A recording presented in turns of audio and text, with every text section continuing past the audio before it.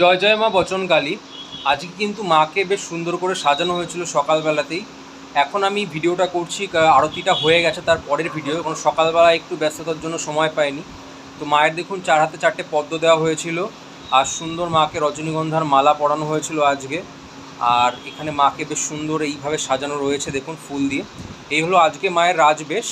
আপনারা কিন্তু মায়ের মূল মন্ত্র যেটা, সেটা কিন্তু ভুলে যাবেন না যেন। মায়ের মূল মন্ত্র কিন্তু ওং বচনকালী কৃষ্ণকালী দুর্গারাম তারাবাম শিব শিব বোম।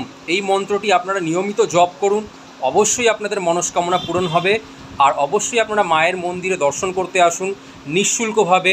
মাকে দর্শন করতে গেলে কোনো রকম কোনো কিছু দিতে হবে না, আপনারা যা মন থেকে চাইবেন তাই দেবেন।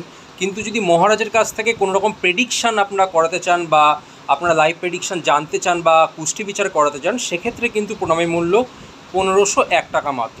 সবাই বলুন জয় মা বচনকালী।